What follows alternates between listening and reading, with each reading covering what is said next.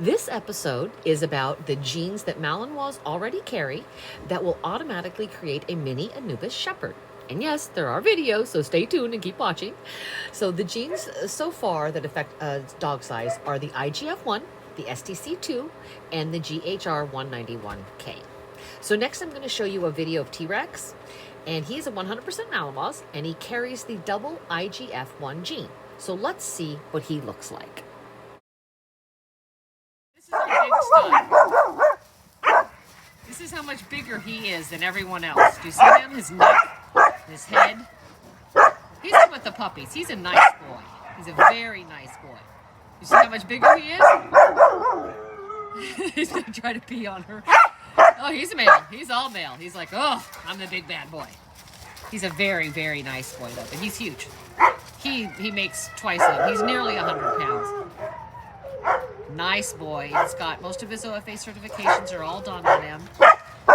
We've even done extra ones like eyes and ears and hearing and everything he doesn't need to have done. So, such a good boy though. Look at him with the puppies. He's a really, really nice man. Great temperament, and just look at his size. He's just massive. Two of the puppies in this litter are going to be probably as big as him or almost as big as he is. And he DNA tests. He's 100%. As you can see, T-Rex is huge, yet he carries a double copy of the IGF-1 gene because Malinois also carry an undiscovered override for this and other small dog genes. So the IGF-1 plays a significant role in determining dog size, and it's a specific variant that's been discovered, and it's also present in Malinois, large breeds, but it's insulin-like growth factor is the name of it. So this is kind of a pretty well-known gene, but the thing that turns it off and makes some dogs large when they have it is what's not very well known. Now we have total efforts to map the STC2 gene, but the precise cause of body size and this gene isn't really known for sure yet. So that's one of those ones that's still in the research phase. And it's kind of single nucleotide polymorphisms. And sometimes I pronounce these wrong, sorry about that, but I'm pretty good at some of them, not good at others. Now, the GHRE191K gene in dogs, it's one of several other ones influencing it. And this is another one that's specifically related to the growth hormone receptor. And so a dog with an AA has the gene, it's likely to be smaller, and then a GG means they're supposed to be bigger. But again, the Malinois is one that is an exception to the gene. Now, there's a big difference between the STC gene and the IGF-1 and then the GHR genes. But when they all together, it especially normally creates a much smaller dog. Meet Tootsie. Oh, we're having a rambunctious morning this morning, but I want you to see her next to the other dog. She is half the size. As you see, Tootsie is smaller than all of the other dogs. She's about 38 pounds. Yet her brother, Centurion, I'm going to show you next, he's got the same gene setup. He's 87 pounds. So he's hopefully going to be the sire of our next litter that we're expecting in June. So why don't you check him out along with the female Zara that he was bred to.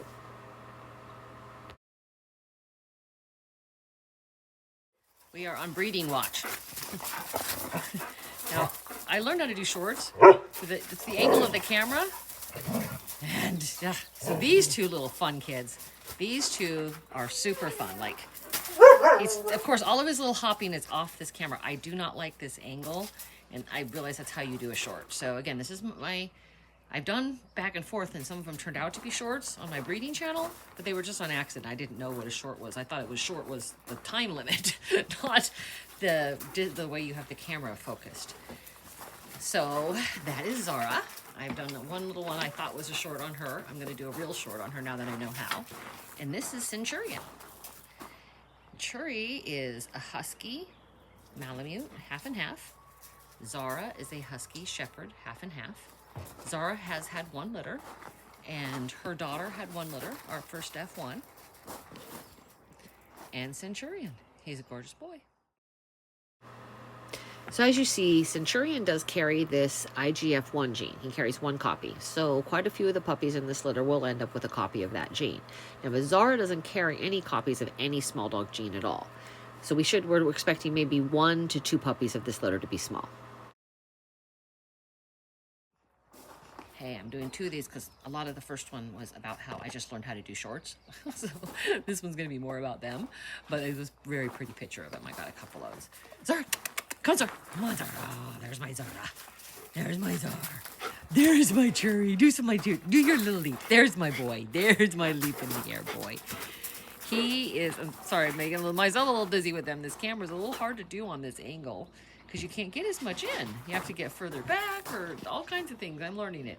This is Centurion. So the important thing about this litter is you see he has a partial blue eye. He carries the duplicate gene for blue eyes. He carries all of the genes I want for the coloring, for everything. Zara carries the blue eye gene and some other genes I really like. And she did not come from a sable German Shepherd, so she doesn't carry the sable. From now on, we'll probably be working more sable German Shepherds in. She's just, these are too fun. If their puppies come out half as fun as they are, this is going to be a super fun litter. Woo-woo-woos. There's my woos. So what do I mean by breeding watch? Zara's in heat. This is who we want to breed her to. There's no guarantees in breeding. They have to cooperate unless I do an actual infusion, and if they don't breed, I may choose to do that with a vet. This would be his first time breeding. He's a young man, and since he's never done it before, they don't always get it right the first time. These two will hopefully produce my first one that will look like him with 2 blue eyes. We are really excited. This should be the fulfillment of the fruit of our labors for 3 years of precise breeding versus just having a bunch of puppies and seeing how it comes out. This has been a very precise process, and then once we know the right breeding combinations, then we can pick up the pace. But I don't want a bunch of puppies that are produced that don't contribute to the breeding program. It's just a waste. All right, let's see what happens.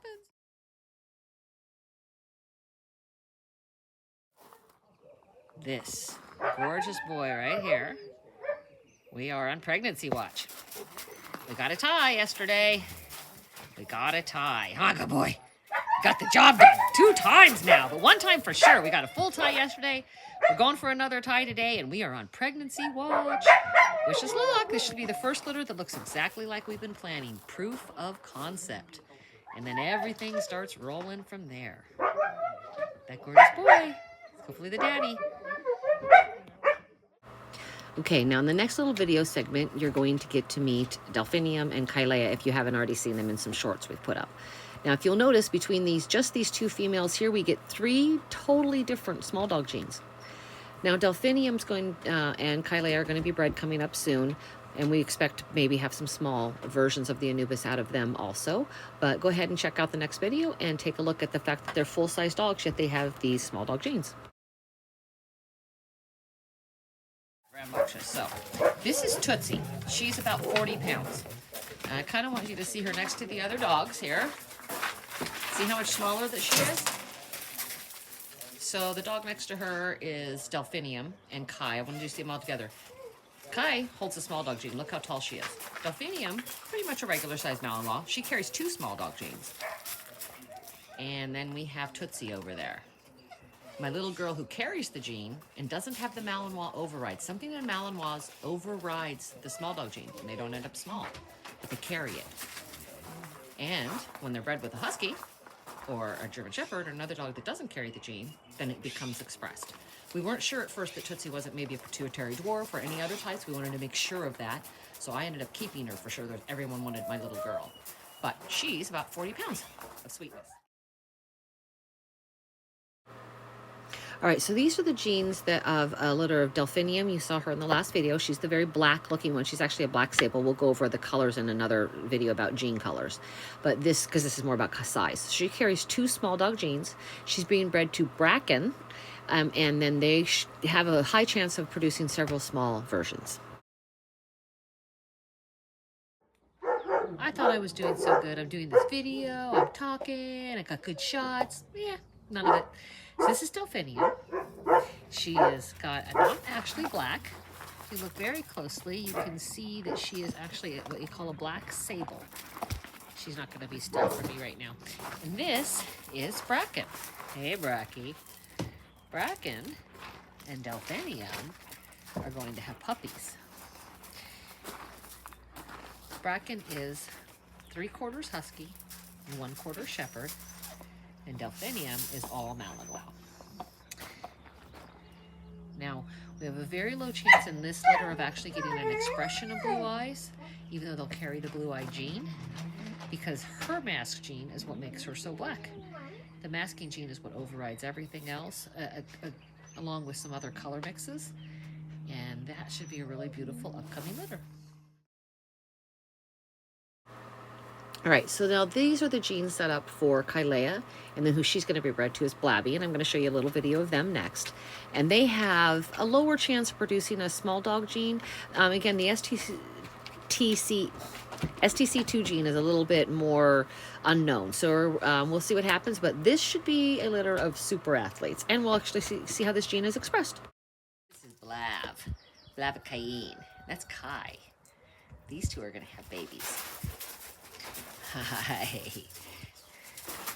And yes, so he's got lots of coat, she's got none.